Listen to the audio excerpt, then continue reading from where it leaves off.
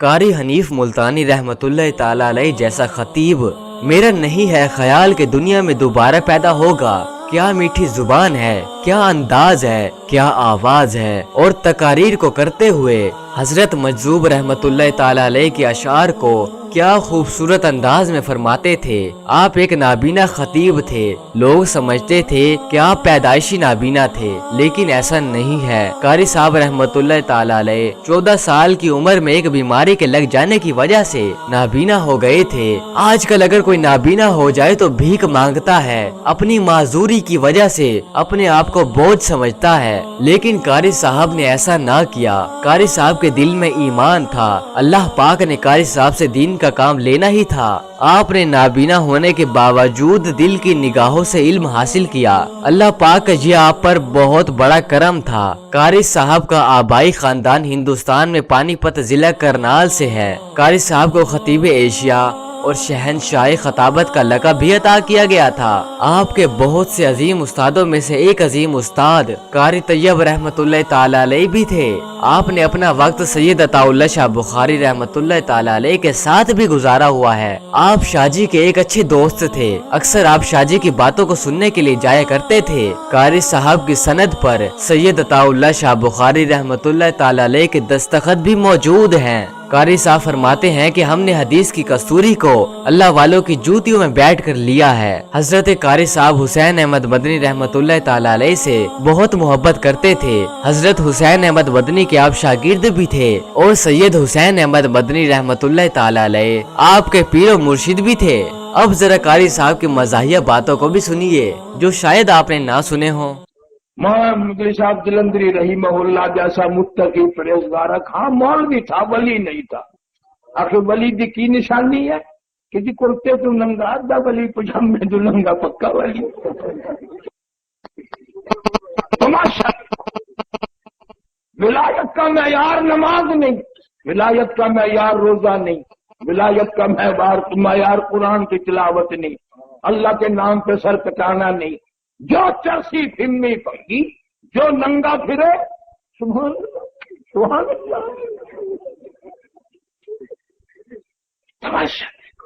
اور بڑے بڑے عقل مند حاجی، مدت کی بات ہے، 2-4 ساتھی ہم لاہور، یہی موسم تھا، برسات تھی، انارکلی میں سے گزر رہے تھے۔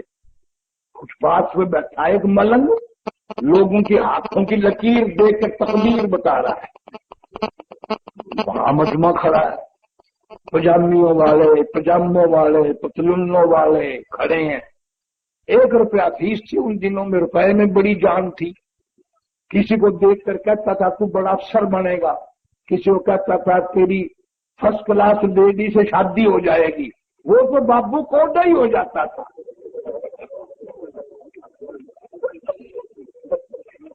یا ایڈ بلو کے علاقے میں رہتے ہیں، میرے دوست بھی ہے، میری گھر والی کا خالو بھی ہے قاری نیاز صاحب۔ میں نے کہا یار میں بھی ہاتھ دکھاؤں، تو کہنے لگا چھوڑ یار شرارت ہو جائے گی۔ میں لگا اتنی دنیا ہاتھ دکھا رہی ہے، کوئی شرارت نہیں، میرے ہاتھ میں شرارت ہے۔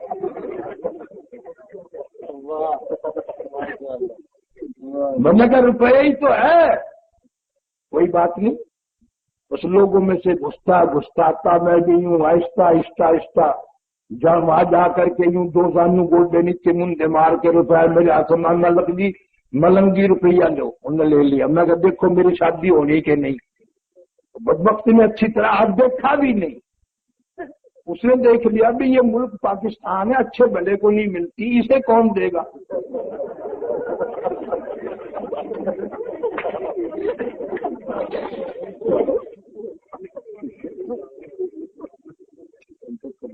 اللہ نے ایسی دی ہے کہ تم جو شادیاں کر کے لائے ہو، لکڑ لائے ہو گے ساتھ، یہ کرسیاں ہیں، یہ میز ہے، یہ ٹیبل ہے، یہ کھانا کھانے کی میز ہے، یہ پانی پینے کی میز ہے، یہ یوں کرنے کی میز ہے۔ الحمدللہ میری بیگم جو ہے 75 ایکڑ زمین کی مالک ہے، 600 بیگھے کا مالک تھا میرا سسر۔ اب میں نے جو ہاتھ دکھایا نا وہ کہنے لگا تیری شادی نہیں ہونی. میں کہا 2 جان کے گدھے تیرے باپ کے 8 بچے کھیل رہے ہیں.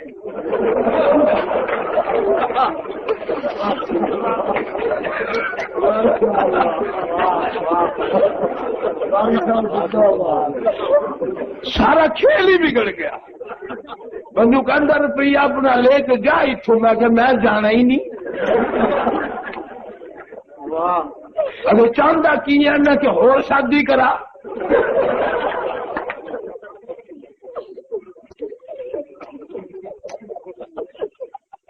جنہیں تم لکھے پڑھے کہتے ہو نا یہ کچھ بھی نہیں ہے, کچھ بھی نہیں ہے. ابھی پچھلے دنوں میں ایک دکان پہ کھڑا تھا, خدا کی قسم پاک گیٹ ایک آدمی آیا کہنے لگا 1.25 من گلاب کا رکھ چاہیے. تو وہ کہنے لگا کیا کرو گے؟ فلانے پیر کی قبر کو غسل دینا ہے. نہ کب چاہیے کہ کل چاہیے کہ صبح لے جانا. جب وہ چلا گیا میرا وہ یار ہے حکیم نہ کہنے لگا وہ ایمان کہاں سے لا دے گا سوا بڑا رکھی سے. وہ کہنے لگا قاری صاحب تو اب بھی بوڑھائی ہے, نلکے میں پانی تھوڑا ہے, 1 بوتل سینٹ کی ڈال دوں گا.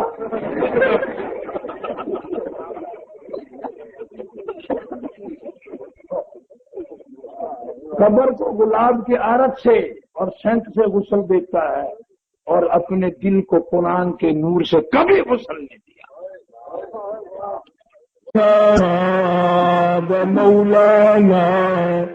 ومولانا محمد عبده ورسوله. ادھر مرنے والا کتنا ہی بڑا بہادر تھا, کتنا ہی بڑا پہلوان تھا, کتنا ہی بڑا حکمران تھا, یہ منہ بند کرنے کے قادر نہیں. جس کے منہ سے حکم نکلتی پورے ملک میں بھگدڑ مچ جاتی تھی, فوج میں بھگدڑ مچ جاتی تھی, پولیس میں بھگدڑ مچ جاتی تھی, پورے ملک میں ہلچل مچ جایا کرتی تھی. آج حال یہ ہے غرور تھا نمو تھی, غرور تھا